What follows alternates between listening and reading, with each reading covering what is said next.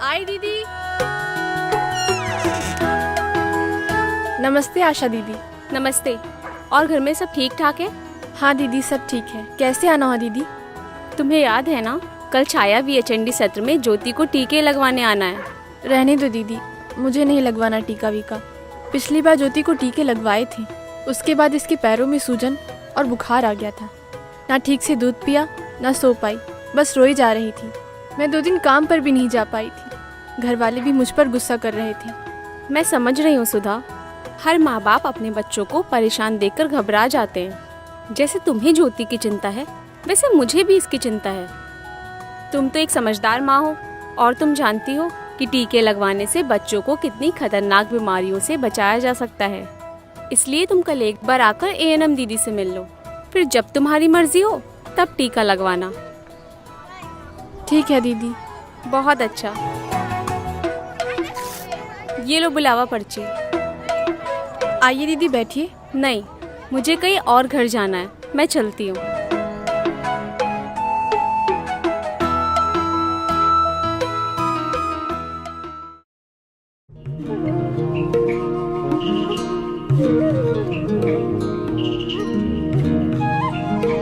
नमस्ते दीदी। नमस्ते दीदी। अरे वाह, सुधा और महेश तुम दोनों आए हो।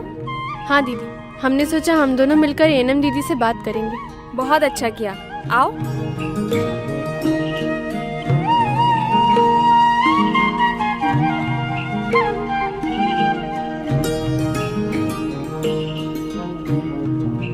नमस्ते सुधा और महेश, कैसे हो?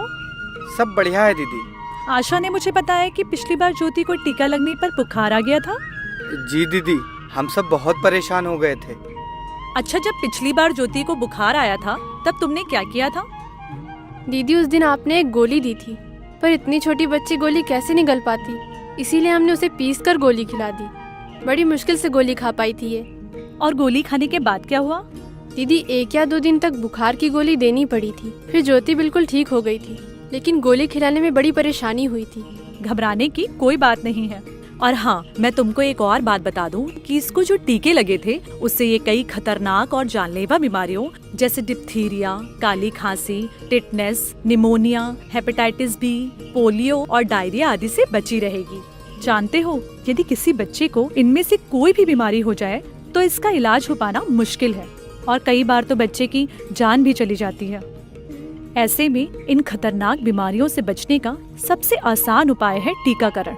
हाँ, माना टीके की वजह से कभी कभी बच्चे को बुखार हो जाता है, लेकिन वो 1-2 दिन में बिल्कुल ठीक हो जाता है। लेकिन बच्चा हमेशा के लिए इन खतरनाक बीमारियों से बच जाता है। ऐसा है क्या दीदी? बिल्कुल। अब चेचक और पोलियो की बीमारी को ही देख लो, इनसे ग्रसित बच्चे दिखते हैं क्या? नहीं दीदी। ये सब बीमारियां सिर्फ टीकाकरण की वजह से ही खत्म हुई हैं।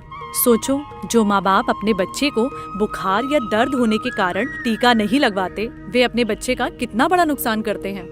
कई बार बड़े फायदे के लिए छोटी छोटी मुश्किलों को नजरअंदाज करना ही पड़ता है। जैसे मुझे भी मोटरसाइकिल खरीदने के लिए हर महीने थोड़े थोड़े पैसे जोड़ने में बड़ी तकलीफ हुई, पर आज आराम से काम पर जाता हूँ। बिल्कुल सही कहा तुमने महेश, घबराने की कोई बात नहीं है। मैं बुखार की दवाई दे दूंगी, बस जब इसे बुखार आए तो पिला देना।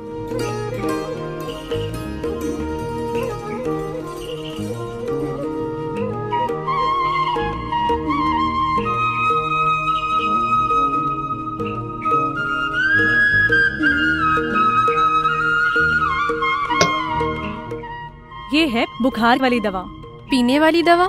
हाँ सुधा, चूँकि बच्चों को टैबलेट देने में दिक्कत होती थी, इसलिए सरकार बच्चों के लिए अब पैरासिटामोल सिरप की शीशी दे रही है।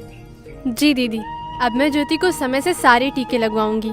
अब तो आपने बुखार आने पर गोली के बजाय पीने की दवा भी दे दी है। दीदी, अब बस आप ये बता दीजिए पैरासीटामोल सिरप कब और कितनी देनी है? बिल्कुल, लाओ बताती हूँ।